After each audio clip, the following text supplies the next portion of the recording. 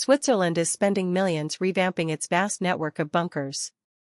Citing the changing global security situation, the famously neutral country is embarking on a major revamp of personal shelters and civil protection sites.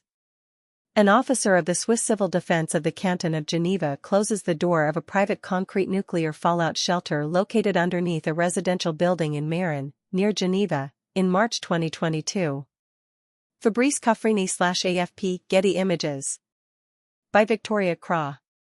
Amid the charming cobbled streets and medieval buildings in Zurich's Old Town, there is one sight that never fails to amaze guests of tour guide Samantha Eschbach. Urania, a cavernous underground space spanning 7 stories, is a parking garage. But it's also a modern military fortress hiding in plain sight, the owner of the Zurich Insider Tour Company tells her guests. Get concise answers to your questions. Try Ask the Post AI. The garage doubles as one of the largest public shelters in Switzerland, and could accommodate 11,000 people in case of an emergency, with drinking water, emergency power generators, gas filters and a command system.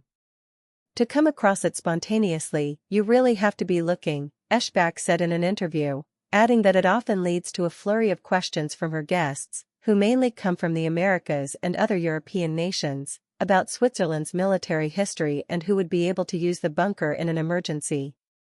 Everybody's very surprised, and then they want to know a little bit more, and we get off track, she said, laughing. Urania is a vast underground parking garage in the heart of Zurich that doubles as a bunker that can accommodate up to 11,000 people in case of an emergency. Samantha Eschbach. Being prepared is something of a national sport in Switzerland, where service in the military or civil defense force is mandatory and the country is pitted with a network of about 370,000 personal shelters ensuring a secretly assigned place for each of its nearly 9 million residents. Separate spaces are designated for civil protection forces and the military. Now, the famously neutral country is spending hundreds of millions overhauling its vast network of personal shelters and civil protection sites in light of the changing global security situation. In 2026, a new civil protection ordinance will come into effect that will see 200 larger bunkers modernized at a total cost of $276 million over 15 years. The fee property developers must pay to local authorities to fund public shelters will also rise, from about $1,000 to more than $1,700 per person. Separately, work is underway across Switzerland's regional authorities, known as cantons, to revamp aging ventilation and filtration systems on existing bunkers reaching the end of their 40-year life cycle. A $1.2 billion fund is available for this over the next 15 years, and the timeframe can be expedited if necessary, a Swiss government spokesperson said. The army is also calling for ideas on how existing military fortifications could be modernized into hard-to-attack defense nodes, inviting companies and startups to submit their ideas this month.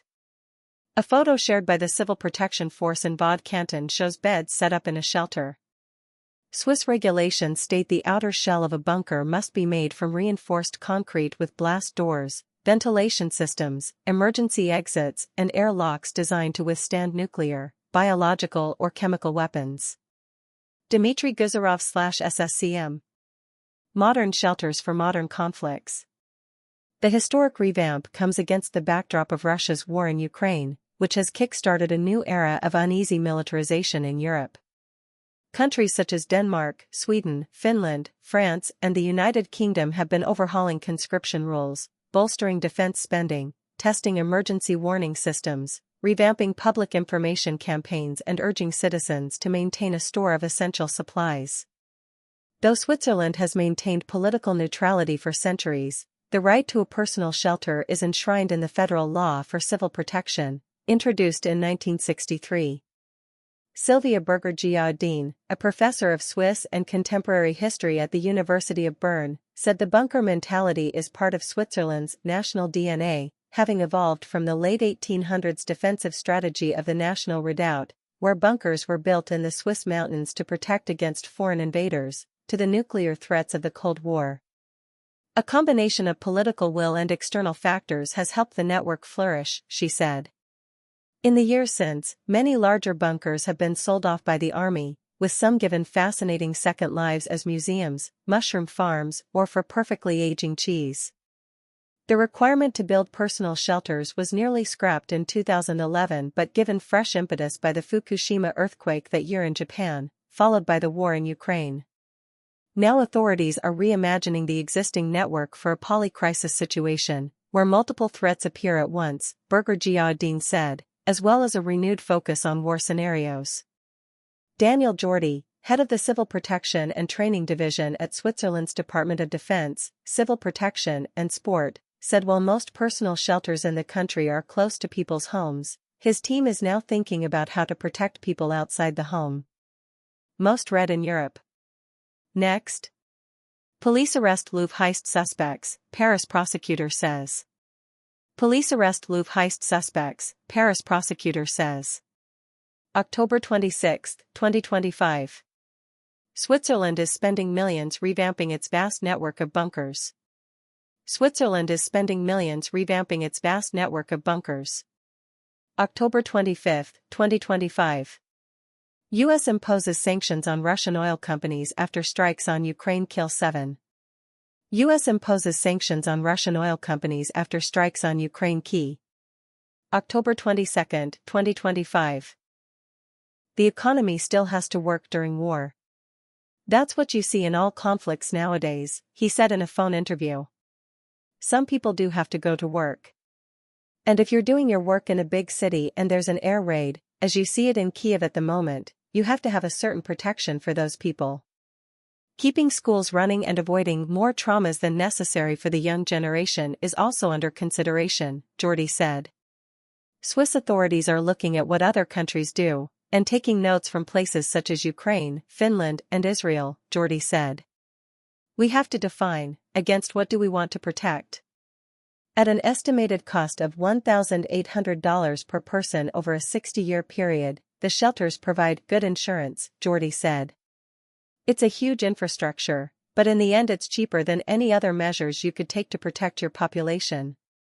Of the 370,000 bunkers in Switzerland, many are in apartment blocks, with another 1,700 facilities earmarked for command posts and field hospitals, according to the Swiss government. They can be used casually for storage but are built according to rigorous specifications.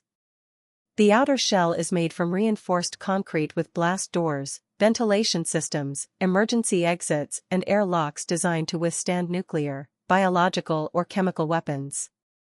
Though they range in size, they must have 1 square meter of floor space and a volume of 2.5 cubic meters per occupant.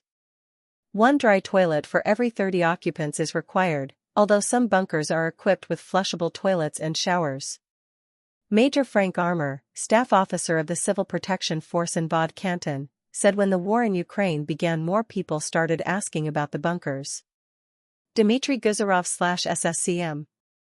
The allocation of places remains a closely guarded secret.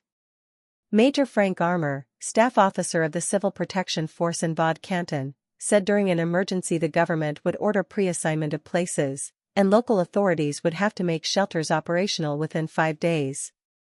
Details will only be communicated to the public under government orders. Definitely when the war in Ukraine began, a lot of people started to ask about the shelters, Armour said, with questions including where bunkers were, how places are assigned and whether there would be enough space. Since then things have calmed down, but the network provides a sense of reassurance, he said.